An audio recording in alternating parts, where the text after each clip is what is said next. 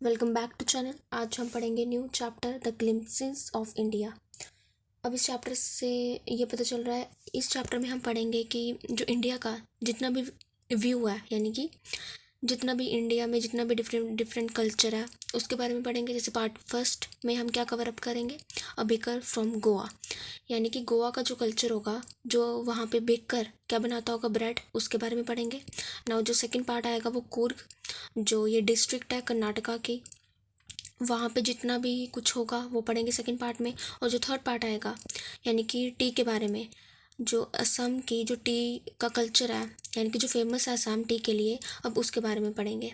पर इस पार्ट में क्या कवर अप होगा कि गोवा का जितना भी फेमस है, पोर्चुगीज़ के टाइम पे जब उनका रूल था तो उन्होंने पोर्चुगीज़ ने क्या करा, गोवा में यानी कि ब्रेड को फेमस करवा दिया। तो वो ब्रेड क्या हो गई, फेमस हो गई। तो उसी की वजह से उस ब्रेड को बनाने वाला तो बेकर वहाँ पे बन गए लोग। अब जब बेकर था, वो बेकर की इस चैप्टर में ये पार्ट में ये पता चलेगा कि जो बेकर था उसकी इम्पोर्टेंस क्या है। अब जो राइटर है लूसी रॉड्रिग्यूज, उन्होंने क्या किया, अपनी ही चाइल्डहुड की कुछ बताया कि वो कैसे भाग के जाते थे उन बेकर के पास जो उनके घर के बाहर आते थे जिंगलिंग साउंड करके और एक हाथ में बास्केट लेके। बट दे बट जो ऑथर थे यानी कि राइटर, उनको स्कॉल्ड किया जाता था, यानी उनको उनको वापस भेज दिया जाता था उनके घर दोबारा। जब वो ब्रेड लेने जाते थे, क्या वो ब्रेड को खाने जाते थे या फिर वो किसी और के लिए जाते थे, इस चैप्टर में पता चलेगा। A baker from Goa. This is a pen portrait of a traditional Goan village baker who still has an important place in the society. ये एक पेन पोर्ट्रेट है। अब पेन पोर्ट्रेट यानी कि जो राइटर है उन्होंने किस वे में ये लिखी हुई है, यानी कि कैसे गोवा के कल्चर के बारे में बताया गया है, जो वहाँ का बेकर है इनफॉर्मल वे में बताया गया है। यानी कि इनफॉर्मली बात की है कि किसका ट्रेडिशन का, किसके कल्चर का, गोन विलेज का। Baker who still has an important place in his society, यानी कि उन बेकर्स की जो ब्रेड बनाते हैं उनकी एक इम्पॉर्टेंट प्लेस है उनकी सोसाइटी में। यानी कि जो बेकर है उनको बड़ा अच्छा माना जाता है, क्योंकि पोर्चुगीज़ ने क्या किया था, गोवा के ऊपर रूल किया था। और जो पोर्चुगीज़ थे वो किसके लिए फेमस थे, ब्रेड के लिए फेमस थे।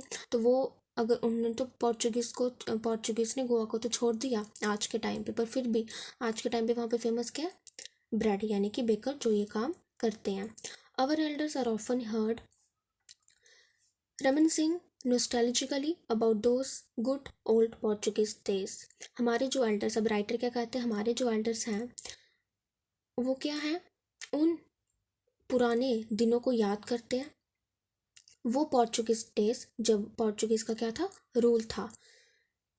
अब रिमाइंसिंग नॉस्टैल्जिक यानी कि जैसे जो एल्डर्स होते हैं वो बोलते हैं ना कि हमारे टाइम पे, यानी कि पुराना टाइम जो जैसा था, हमारे टाइम पे ये हुआ, वो जितना भी पास्ट डेज थे उन सबको याद करते हैं। ओल्ड गुड पोर्चुगीज़ डेज, यानी कि पोर्चुगीज़ के टाइम का जितना भी रूल था उन अच्छे वाले दिनों को याद करते हैं हमारे elders. Our elders are often hear reminding nostalgically about those good old Portuguese days, यानी कि पोर्चुगीज़ डेज का रूल रहा, अब हमारे एल्डर्स क्या कर रहे हैं, उनको याद कर रहे हैं। The Portuguese and the famous loaves of bread. अब पोर्चुगीज़ को क्यों याद कर रहे हैं, उन्होंने क्या किया, क्योंकि उन्हीं की वजह से जो ब्रेड थी यानी कि लोव्स ऑफ ब्रेड्स वो वहाँ पे फेमस हुई। Those eaters of loaves might have vanished, but the makers are still there. जो ईटर्स थे लोव्स के, कौन थे ईटर्स, पोर्चुगीज, यानी कि पोर्चुगीज का रूल तो खत्म हो गया। Those eaters of loaves vanish यानी कि खत्म हो गए, यानी कि उनका रूल चला गया। बट जो मेकर्स हैं, जो आज के टाइम पे भी वहाँ पे क्या बना रहे हैं, ब्रेड बना रहे हैं, वो अभी भी वहाँ पे हैं, यानी कि जो अभी काम है ब्रेड का वो गोवा में अभी भी चल रहा है। वो still have amongst us the mixers, हमारे आसपास यानी कि हमारे के बीच में मिक्सर्स भी हैं, मोल्डर्स भी हैं, and those who bake the loaves, और जो लोव्स को बेक करते हैं, यानी कि मिक्सर्स हैं। अब मिक्सर्स कौन हुए, जो प्रॉपरली क्या करेंगे, डो बनाएंगे, ठीक है। मोल्डर्स क्या है, जो शेप प्रोवाइड करेंगे ब्रेड को, मोल्डर्स वही होते हैं जो शेप प्रोवाइड करते हैं। And those who bake the loaves, और वो भी हैं जो क्या करेंगे, ब्रेड को बेक करेंगे, बनाएंगे। यानी कि अब बेक करेंगे, वो कैसे करेंगे, जो फर्नेंस होगी उसमें डाल देंगे। फर्नेंस क्या होता है, एक ऐसा यानी कि एक ऐसा इंस्ट्रूमेंट होता है जिसमें आप क्या डाल देते हो, ब्रेड डाल देते हो, तो वहाँ पे वो यानी कि हीट, जो हीटिंग इफेक्ट हो गई है तो टेम्परेचर होगा, हाई टेम्परेचर की वजह से वो क्या हो जाएगी, बन जाएगी, बेक हो जाएगी। Those age old time tested furnaces still exist. जो पुराने ज़माने की जो टाइम टेस्टेड क्या थी, फर्नेंस थी, वो अभी भी है। वही फर्नेंस, ऐसा इंस्ट्रूमेंट जिसमें आप क्या करोगे, ब्रेड को बनाओगे। अब उसी की वजह से जो ब्रेड हो जाएगी वो बन के तैयार हो जाएगी, पर उसको यानी कि हीट भी प्रोवाइड किया जाएगा, हाई टेम्परेचर भी दिया जाएगा। The fire in the furnace has not yet been extinguish. यानी कि जो काम है फर्नेंस का वो अभी भी ख़त्म नहीं हुआ है। The fire in the furnace has not been extinguish, यानी कि जितना भी काम चल रहा है ब्रेड का बनाना उस फर्नेंस में वो अभी भी चल रहा है। द थर्ड and the jingle of the traditional baker bamboo heralding his arrival in the morning. अब जो बेकर है, अब उसको, जो उसने ब्रेड बनाई अब उसको बेचना भी तो है, तो वो क्या करेगा, थर्ड एंड जिंगल की आवाज़ करेगा। अब थर्ड क्या हो गया, थर्ड हो गई एक स्टिक, सॉरी, जब स्टिक है तो स्टिक को आप टैप करोगे, किसके ऊपर, ग्राउंड के ऊपर टैप करोगे तो आवाज़ आएगी, तो जो आवाज़ होगी वो क्या होगी, थर्ड की। और जिंगल की आवाज़, अब जिंगल की आवाज़ क्या होगी, उसमें जो बेल्स लगी होंगी तो उनकी क्या आएगी, आवाज़ आएगी, जिंगलिंग की आवाज़ आएगी, क्योंकि बेल्स की वजह से। और थर्ड, जब आप उसको टैप करोगे जैसे ग्राउंड के ऊपर, तो उसके साथ जो बेल्स लगी होंगी तो उनकी भी आवाज़ आएगी। तो ये एक अराइवल साइन है कि बेकर आ चुका है अपनी ब्रेड को सेल करवाने। The traditional bakers bamboo heralding his arrival in the morning. वो बता रहा है कि मॉर्निंग के टाइम पे मैं आ चुका हूँ। हेरल्डिंग यानी कि अनाउंस करना कि मैं आ चुका हूँ। ट्रेडिशनल बेकर बैम्बू लेके और थर्ड और जिंगल की आवाज़ करके वो आ गया है baker. Can still be heard in some places, सुनी जा सकती थी उनकी आवाज़ कि आ गए हैं baker. May be the father is not alive. ऐसा भी हो सकता है कि जो फादर थे जिन्होंने ये काम स्टार्ट किया ब्रेड का, वो आज के टाइम पे तो नहीं है जिंदा, लाइव यानी कि जिंदा नहीं है, बट जो सन थे वो कैरी कर सकते हैं फैमिली का प्रोफेशन यानी कि काम, यानी कि जो ब्रेड का काम है वो आगे कौन प्रोसीड कर रहा है, जनरेशन टू जनरेशन उनके बच्चे। पर फादर तो नहीं है, पर वो काम बच्चे भी कर रहे हैं आज के टाइम पे। This bakers are even today known as pader in Goa. आज के टाइम पे उन बेकर को क्या कहा जा रहा है, गोवा में ही पैडर, यानी कि जो ये काम कर रहे हैं उनको क्या कहा जाएगा, पैडर। ड्यूरिंग अवर चाइल्डहुड इन गोवा, अब जो राइटर है अपने ही चाइल्डहुड के बारे में बता रहे हैं। The baker used to be our friend, यानी कि जो ब्रेड बनाता था वो हमारा क्या था, एक फ्रेंड था, हमारा साथी था, कंपेनियन था, और हमें गाइड भी करता था। यानी कि उनका जो रिलेशन था बेकर के साथ वो क्या था, अच्छा था। He use to come at least twice a day. अब जो बेकर है, अब उसको सेल भी करनी है अपनी ब्रेड, वो आएगा तो एक दिन में वो 2 बार क्या करेगा, उनको सेल कर देगा। वंस, एक बार कब करेगा, when he set out in the morning, जब वो मॉर्निंग के टाइम पे बाहर आएगा, यानी कि सुबह सुबह आएगा, ऑन हिज सेलिंग राउंड, बेचने के टाइम पे जब भी वो सुबह सुबह आएगा एक तो तब बेचेगा, and then again when he return after emptying his huge basket, और तब के टाइम पे वो आए हमें दिखेगा जब वो अपनी ह्यूज बास्केट को ख़त्म करके वापस आ रहा होगा। यानी कि पहले तो वो तब दिखेगा सुबह के टाइम पे जब वो बेच रहा होगा, और वापस से फिर हमें फिर देखेगा जब पूरी की पूरी बास्केट ख़त्म हो जाएगी। जो jingling third of his bamboo woke us up from the sleep. Jingling यानी कि जो बेल्स की साउंड थी, अब थर्ड यानी कि अपनी स्टिक को मारना ग्राउंड में, और जो टैप की आवाज़ आएगी थर्ड की, वो जिंगलिंग साउंड बैम्बू की सुबह सुबह हमें जगा देती थी। यानी कि हमें सुबह कौन जगाता था, जब ये बेकर अपनी जितनी ब्रेड्स थी उनको बेचता था, तब हम उठ जाते थे। And we ran to meet and greet him. और ऑथर कह रहे हैं जैसे हम उठते थे कि बेकर आ गया, तो हम उनसे मिलने चले जाते थे, हम दौड़ते थे उनसे मिलने, उनको ग्रीट करने, उनको विश करने, उनसे मिलने। वाई वॉज इट सो, ऐसा क्यों है, हम उन यानी कि ऐसा क्यों हम उनसे मिलने जा रहे हैं, क्यों उनको ग्रीट करने जा रहे हैं, क्या रीज़न हो सकता है। Was it for the love of the love, ऐसा था कि वो हमें उनसे ब्रेड खानी थी तभी हम उनके पास जा रहे थे। क्या रीज़न हो सकता है, यही क्वेश्चन पूछ रहे हैं कि क्या रीज़न हो सकता है। क्या ये रीज़न है हमें ब्रेड खानी थी उनके पास जाएंगे? नॉट एट ऑल, ऐसा रीज़न नहीं है, हमें उनसे ब्रेड नहीं खानी थी, रीज़न कुछ और है। The loaves were bought by some Pascoine and Bastin the maid servant of the house. Author बोल रहे हैं हमारा काम तो नहीं था ब्रेड को खरीदना, यानी कि लोव्स को खरीदना हमारा काम नहीं था, वो काम किसका था? पैस्कीन और बेस्टीन का। ये कौन है? मेड सर्वेंट है घर की, यानी कि जितना भी सामान अगर कुछ खाना घर के लिए वो बच्चे थोड़ा खरीदेंगे, वो तो मेड सर्वेंट खरीदेंगे ना उनके घर का, या तो कोई लेडी खरीदेगी तो वो पैस्किन और बेस्टिन खरीदेंगे। हम तो ऑथर कह रहे हैं हमारा क्या काम था उनसे मिलना? क्या हम ब्रेड के लिए जा रहे थे? नहीं, वो किसके लिए जा रहे थे?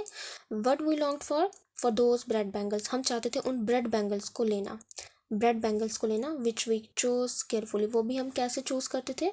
ध्यान से, यानी कि हम खुद चूज़ करते थे उनको लेना। Sometimes it was sweet bread of special make, sometimes जो ब्रेड थी, बैंगल्स ब्रेड थी, वो कैसी थी? स्वीट थी ब्रेड थी, और यानी कि अच्छे तरीके से बनाई गई थी। The baker made his musical entry on the scene, जब भी बेकर आता था तो वो अपनी म्यूजिकल एंट्री लेके आता था, कैसे? झंग झंग की आवाज़ लेके। Sound of specially made bamboo stuff, और क्या करता था? जो बैम्बू की उसकी स्टिक थी उसको टैप करता था, तो जिसकी वजह से क्या आता था? उसकी झंग झंग की आवाज़ आती थी। One hand supported the basket, एक जो उसका हाथ था वो तो स्पोर्ट करेगा बास्केट को ताकि वो गिर नहीं जाए अपने हेड के ऊपर, और जो उसका दूसरा and the other hang the bamboo on the ground, और जो उसका दूसरा हाथ था एक को सपोर्ट करेगा, दूसरे से क्या करेगा? बैम्बू को मारेगा ग्राउंड के ऊपर, ताकि उसकी एक साउंड प्रोड्यूस हो तो सारे लोग उसके पास आ जाए जिनको ब्रेड चाहिए। ही would greet the lady of the house, जो लेडी घर की आएगी क्या लेने? ब्रेड को लेने, वो उसको विश करेगी, किसको? बेकर को, good morning, and then place his, he would greet the lady of the house with good morning, यानी कि वो जो बेकर था वो क्या करेगा? लेडी को क्या करेगा? ग्रीट करेगा, किसके साथ? जैसे लेडी लेने आएगी, good morning, and then place his basket on the vertical bamboo, और जैसे ही वो दे रहा होगा ना किसको? लेडी को ब्रेड वगैरह, तो वो अपने बास्केट किसके ऊपर रख देगा? स्टिक के ऊपर, तब जाके देगा। We kids would be pushed aside with a mild rebuke and the loaves would be delivered to the servant. अब ऑथर कह रहे हैं हम जैसे ही किसके पास चले जाते थे? उनके पास, बेकर के पास जैसे दौड़ के जाते थे, जैसे वो झिंगली के पास करते थे, रिब्यूक यानी कि हमें स्कॉल्ड, यानी कि हमें भगा दिया जाता था, और हमें स्कॉल्ड भी किया जाता था कि तुम क्या कर जाओ, साइड हो जाओ, तुम्हारा काम नहीं है इन ब्रेड्स को लेना, ये काम किसका है? सर्वेंट का है, यानी कि जो घर का क्या होगा, जो खाना बनाता होगा सिर्फ उन्हीं का ही, वही जाते थे लेने, या तो लेडी जाएगी और उनको हटा दिया जाता था। But we would not give up, अब ऑथर कह रहे हैं हम चुप नहीं बैठते थे, यानी कि हमें खानी है तो हम खुद लेंगे, but we would not give up. We would climb a bench और the parapet and peep into the basket, हम क्या करते थे? या तो बेंच पे चढ़ जाते थे उनको देखने, पीप करना यानी कि देखना, या तो पैरापेट के ऊपर चढ़ जाते थे। पैरापेट क्या? पैरापेट से देखते थे उनको, पैरापेट यानी कि कैसी वॉल होती है जो सपोर्ट के लिए बनाई जाती है, पर उससे भी झांकते थे और एक बेंच से भी झांकते थे उस बास्केट को देखना। Somehow I can still recall the typical fragrance of those loaves, और मुझे आज भी याद है क्या? एक फ्रेगनेंस, खुशबू, किसकी? लोव्स की, जो आती थी। लोव्स फॉर द एल्डर्स, यानी कि बड़ों के लिए तो लोव्स थे ब्रेड्स के लिए, पर हमारे लिए क्या थी? बैंगल्स थी, and the bangles for the children, और हम क्या चाहते थे? उन बैंगल्स को लेना। तभी तो राइटर ने यही रीज़न बताया, हम जब सुबह सुबह उठते तो हमारा ये नहीं था उनको ग्रीट करना या फिर लोव्स खाना, नहीं, हमारा था उन बैंगल्स के लिए दौड़ना। Then we did not even care to brush our teeth, अब एक ह्यूमर क्रिएट किया है इन्होंने, मजाक में यही कहा है राइटर ने, हम अपने टीथ को ब्रश तो नहीं करते थे, we do not even care, हमें कोई केयर नहीं थी, हमें कोई ज़रूरत भी नहीं थी अपने टीथ को ब्रश करने की, या तो हम अपने माउथ को प्रॉपर्ली वॉश करें, कोई ज़रूरत नहीं है। एंड वाई शुड वी, हमें करना भी क्यों चाहिए? Who would take the trouble of plucking the mango leaf, कौन इतनी यानी कि ट्रबल, परेशानी उठाएगा उन मैंगो लीफ को तोड़ना, प्लकिंग यानी तोड़ना, फॉर द टूथब्रश। अब यानी कि टूथब्रश के लिए अगर आप टूथ, पहले के टाइम में तो वो ब्रश सिंपल होते नहीं होंगे जो आज के टाइम पे हैं ब्रिस्टल्स वाले, पहले कैसे होंगे? या तो आप किसी भी मैंगो लीफ को तोड़ो और उनमें से जितनी भी उसकी प्रॉपर्टीज़ हैं उसको यूज़ करो टीथ को ब्रश करने के लिए। अब ऑथर कह रहे हैं हम ऐसा कुछ काम नहीं करेंगे। And why was it necessary at all, ऐसी ज़रूरत भी क्यों है? तो टाइगर ने तो कभी अपने दांत को ब्रश किया ही नहीं, तो हम भी क्यों करें? हॉट टी वुड वॉश, हम जब हॉट टी खाएंगे ब्रेड के साथ वो प्रॉपरली क्या कर देगा? क्लीन अप कर देगा हमारा माउथ, तो हमें ब्रश करने की ज़रूरत नहीं है। अब जाके आपको पता चलेगा जो ब्रेड है वहाँ की, पोर्चुगीज़ ने जो ये कल्चर छोड़ के गए वो उस टाइम पे जो ब्रेड है वो मैरिजेस में कितनी ज़्यादा इंपॉर्टेंट रखते हैं, यानी कि इंपॉर्टेंस क्या है ब्रेड की। अब इतना क्यों है वहाँ पे इतना फोकस किया गया है कल्चर में इंडिया के, कि गोवा में, कि अब ब्रेड बड़ी इंपॉर्टेंट है। क्या क्या रीज़न हो सकते हैं? पहला, कि जो मैरिज के गिफ्ट्स हैं वो meaningless without the sweet bread known as the bol. अगर मैरिज के गिफ्ट्स की कोई वैल्यू नहीं है जब तक आप क्या नहीं रखोगे, स्वीट ब्रेड नहीं दोगे, उसको क्या बोला, बोल। जस्ट एज अ पार्टी, अगर हमने पार्टी रखी है तो या तो कोई फीस्ट रखी है, यानी कि जहाँ पे लोग गैदर हुए हैं इंजॉय करने के लिए मोमेंट, लूसेस इट चार्म, उसकी पार्टी की भी कोई वैल्यू रहेगी नहीं तब तक जब तक आपके पास उसमें ब्रेड नहीं होगी खाने को। यानी कि देखा कितना इंपॉर्टेंट है ब्रेड की। Not enough can be said to show how important a baker. तो अब आपको पता चला उस टाइम का बेकर कितना इंपॉर्टेंट है। Can be for a village, village में कितना ज़्यादा इंपॉर्टेंट है बेकर, यानी कि बेकर होगा तभी तो मैरिज के टाइम पे आपके पास क्या होंगी, स्वीट ब्रेड्स होंगी जिसको आपने बोल कहा। तभी तो पार्टी और फीस्ट में आपके पास क्या होगी, ब्रेड होगी। तो ये इंपॉर्टेंट है आपके बेकर की विलेज में। जो लेडी है हाउस की must prepare sandwiches for the occasion of a daughter engagement, यानी कि अगर डॉटर इंगेज हो चुकी है तब आपके लेडी को प्रिपेयर करना ही पड़ेगा सैंडविचेस उस ओकेजन के लिए। और जो केक्स और बोलीनास हैं are must for the Christmas, तो आपको क्रिसमस के लिए केक्स और बोलीनास बनाने ही पड़ेंगे उस क्रिसमस के लिए। और कोई और फेस्टिवल है तो आपको केक और बोलीनास रखने ही पड़ेंगे, तो उनकी कोई वैल्यू रहेगी नहीं उस फेस्टिवल की। दस the presence of the baker furnace in the village is absolutely essential. अब जाके हमें क्या पता चला कि जो बेकर है उसकी फर्नेंस की कितनी इंपॉर्टेंट है। अगर फर्नेंस नहीं होगी, यानी कि उसको हाई टेम्परेचर प्रॉपरली बेक नहीं किया जाएगा हीट देके, तब आपकी ब्रेड बनेगी, नहीं बनेगी। तो बेकर की फर्नेंस यानी कि बड़ी इंपॉर्टेंट है इन सारे किसके लिए, फेस्टिवल्स के लिए। यानी कि जैसे क्या क्या हो गया, क्रिसमस वगैरह हो गया, एंगेजमेंट वगैरह हो गई, अगर मैरिज होनी है तब सारी इंपॉर्टेंस किसकी है, ब्रेड की। द बेकर और bread seller of those days are a peculiar dress known as कबाई। अब ड्रेसिंग बताइए, जो बेकर है और जो ब्रेड सेलर है उन दिनों का had a peculiar dress, proper way में ड्रेस थी नोन एज कबाई। क्या थी उनकी dress, कबाई। It was a single, अब वो कैसे, यानी कि अब दोज डेज यानी कि कौन से डेज, पोर्चुगीज़ वाले डेज। पोर्चुगीज़ वाले के टाइम पे जो ब्रेड बनाते थे उनको कबाई कहते थे। वो कैसी ड्रेस थी, ये एक सिंगल पीस था, एक बड़ी फ्रॉक थी जो कहाँ तक पहुँच रही थी, नीज तक, यानी कि घुटनों के नीचे थी, नीज तक पहुँच रही थी। इन अवर चाइल्डहुड, अब ऑथर कहते हैं हमारी चाइल्डहुड में हमने बेकर्स को कैसे कपड़े पहने हुए देखा है। एक तो शर्ट पहने देखा है और ट्राउजर्स पहने देखा है। अब जो ट्राउजर्स तो पहने देखा है वो शॉर्टर थे, पूरी लेंथ से वो शॉर्ट थे, और लॉन्गर देन किससे थे, हाफ पैंट से, यानी कि आधी पैंट से तो बड़े थे और फुल लेंथ से क्या थे, छोटे थे। Even today anyone who wears a half pant, आज के टाइम पे अगर हम देखते हैं किसी को भी हाफ पैंट पहने हुए जो कहाँ तक पहुँचेगी, नीज तक, which reach just below the knees, यानी कि नीज के नीचे पहुँच गई, किसी ने भी अगर ऐसी ड्रेसिंग सेंस पहना है, हम क्या बिलीव करेंगे कि वो कौन है, पैडर है। यानी कि पैडर कौन था, जो क्या करता था, ब्रेड बनाता था। Which reach is just below the knees invites a comment at his dress like a padre. अगर हमने किसी को भी ऐसा अटायर ड्रेसिंग सेंस पहने हुए देखा जैसे बेकर पहनता है तो हम समझ जाएंगे वो हो या ना हो, वो है कौन, पैडर है, जिस जो क्या बनाता है, बेकर बना, यानी कि ब्रेड बनाता है। The baker usually collected his bills at end of the month. अब जो ब्रेड बनाएगा वो अपने बिल्स को कलेक्ट करेगा, यानी कि मंथली जो उसकी सैलरी होगी at the end of the month में कलेक्ट करेगा। Monthly accounts used to be recorded for on some wall. अब जितना भी मंथली अकाउंट होगा आप उनको कलेक्ट कहाँ पे करोगे, पेंसिल से रिकॉर्ड करोगे, पर वॉल्स के ऊपर उनके पास प्रॉपर वे में तो कुछ होगा नहीं, यानी कि जिसके ऊपर वो रिकॉर्ड करेंगे तो वो वॉल्स के ऊपर रिकॉर्ड करते थे। Baking was indeed a profitable profession in the old days, यानी कि पुराने के टाइम पे क्या था, baking was indeed a profitable profession in the old days, यानी कि जो बेकिंग का काम था वो पुराने ज़माने में कैसा था, यानी कि ओल्ड डेज में कैसे था, एक प्रॉफिटेबल प्रोफेशन था। The baker and his family never stop, तो जिसकी वजह से तो बेकर जो था वो कभी भी भूखा नहीं रह सकते थे, क्योंकि इतना प्रॉफिटेबल था, इतनी उनकी इंपॉर्टेंस थी। ब्रेड चाहिए थी हर ओकेजन में, ब्रेड चाहिए थी, जैसे मैरिजेस में बोल चाहिए था, जब भी कोई फीस्ट हो रहा है, कोई गैदरिंग हो रही है तो ब्रेड की बड़ी इंपॉर्टेंस थी, कभी इंगेजमेंट वगैरह हो रही है अब तो वहाँ पे सैंडविचेस बड़े इंपॉर्टेंट थे, तो बोलिनहाज वगैरह उनके क्रिसमस में बड़ी इंपॉर्टेंस थी। तो जिसकी वजह से उनको इतना प्रॉफिट था बेकर को, तो वो कभी भी भूखा रख ही नहीं सकते थे अपनी फैमिली को।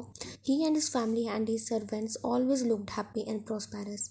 वो उस और बेकर, उसकी फैमिली और उसके सर्वेंट्स इतने खुश थे और इतने प्रॉस्पेरस थे कि अपने काम से, क्योंकि इतना उनको अच्छा मिल रहा था। हर स्पेस में बेकर की ज़रूरत थी। कोई इवेंट होना है, खुशी का माहौल है, तो बेकर चाहिए। The plump physique was an open testimony to this. तो आपको कैसे पता चलता था? आप उनकी ना प्लम्प फिजिक देखते थे, फैट बॉडी। फैट बॉडी यानी कि इतने यानी कि जैसे क्यूट वाला नहीं होता है, मोटा वाला जो पेट होता है उनका, उस तरह का फैट इकट्ठा हो जाता है। तो उसकी वजह से वो ये बताता था कि वो क्या है, ये बताता था कि कितना वो प्रॉस्पेरस है। उनका प्लम्प फिजिक, इनका जो ब्रेड बनाते थे। Even today any person with jackfruit like physical appearance, आज भी किसी की ना जैक फ्रूट लाइक, जैसे वो जितना बड़ा वो फ्रूट होता है उसकी अपेयरेंस दिख गई, तो आप बता देना कि वो कौन है, बेकर है। क्योंकि उसकी क्या है, फिजिक ही ऐसी है। फिजिक यानी कि उसकी जो शेप है बॉडी की, वो बता रही है कि ये पक्का ये बेकर है। अब अगर आपको बेकर को आइडेंटिफाई करना है उससे बिना पूछ के, एक तो जो उसका ड्रेसिंग सेंस होगा, अटायर होगा, उससे आप पता कर सकते हो, क्योंकि जो उसका ड्रेसिंग सेंस होगा वो आपको बता देगा। एक तो आप ये देख सकते हो कहीं उसकी प्लम्प फिजिक तो नहीं है, कहीं उसको फैट तो नहीं इकट्ठा हुआ है उसकी बॉडी में, तो वो आपको क्या बता देगा, ये बता देगा कि वो क्या होगा, प्लम्प फिजिक को बता देगी ये ब्रेड बनाता होगा। क्योंकि उस टाइम पे जो प्रॉस्पेरस जो काम था वो ब्रेड का था, क्योंकि लोग पसंद करते थे इसको खाना। यानी कि ये जो चैप्टर था ये कंप्लीट हो चुका है। इसका पार्ट 1, जो आगे वाले जो पार्ट होंगे जैसे कूर्ग टी फ्रॉम असम, वो नेक्स्ट पार्ट में आएगा।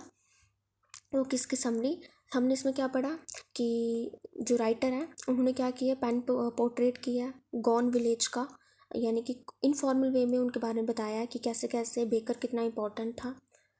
अब जो बेकर था, यानी कि जो बेकर था वो कितनी इम्पोर्टेंस रखता था उस टाइम पे। जितना भी वो कैसे आता था, जो बेकर थे वो कैसे आते थे सुबह के टाइम पे, जिंगलिंग आवाज़ लेके, थड़ की आवाज़ लेके। जैसे वो जिंगल करते थे, जो ऑथर थे वो उठ जाते थे और कोशिश करते थे उनके पास आने की। और जैसे ही वो आते थे, पर उनके जो सर्वेंट थे उनको मना कर दिया जाता था आने से, कि ये आपका काम नहीं है छोटे बच्चों का। यानी कि उस टाइम पे तो वो चाइल्डहुड थे ना ऑथर, तो उनको स्कॉल्ड करके भेज दिया जाता था वापस। जब भी ऑथर आते थे वो कहते थे कि हम इसलिए नहीं आते थे उनसे ग्रीट करने या फिर ब्रेड खाने, हमारा काम था क्या, जो बैंगल्स थी उनको खाने आते थे हम। अब बताया गया है कि मैरिज के टाइम पे कितनी इम्पोर्टेंस थी ब्रेड की। मैरिज के टाइम पे स्वीट स्वीट जो ब्रेड्स बनती थी वो बोल थे, और जो फीस्ट के टाइम पे जो बनती थी वो क्या बनती थी, ब्रेड वगैरह बनती थी। यानी कि जब भी गैदरिंग होती थी, अब जब भी इंगेजमेंट है गर्ल की, तो वहाँ पे इंपॉर्टेंट है कि क्या बनेंगी, सैंडविचेस बनेंगी। अब सैंडविचेस बनेंगी तो बोलिन हाउस भी इंपॉर्टेंट थे किस टाइम पे, क्रिसमस के टाइम पे। और जो ड्रेसिंग सेंस था किसका, पोर्चुगीज़ के टाइम का, नॉट द किसके केस का नहीं, ऑथर के टाइम पे नहीं, जो पोर्चुगीज़ के टाइम पे वो क्या पहनते थे, कबाई। और ये पोर्चुगीज़ का है, दोज डेज यानी कि पोर्चुगीज़ के डेज। और जो किसका फिर टाइम, ऑथर का, उस टाइम पे उन्होंने कैसे कपड़े उनको पहने देखा हुआ है, यानी कि कैसे उनका ड्रेसिंग सेंस अटायर था। या तो वो एक शर्ट पहनते पहनते थे और ट्राउजर्स पहनते थे, और जो ट्राउजर्स थे वो कैसे थे, फुल लेंथ से तो शॉर्टर थे, यानी कि जितनी फुल लेंथ थी उससे तो शॉर्ट होंगे, और हाफ पैंट से लंबे थे। ऐसा उनको अटायर पहने देखा हुआ है। और किसी को भी अगर ऐसा अटायर, ऐसे जो क्लोथ्स थे, ऐसे कपड़े हुए शेप के पहने किसी को भी देख लिए, तो वो समझ जाते थे वो क्या थे, पैडर हैं, यानी कि वो क्या काम करते हैं, बेकर का। एक तो ये है।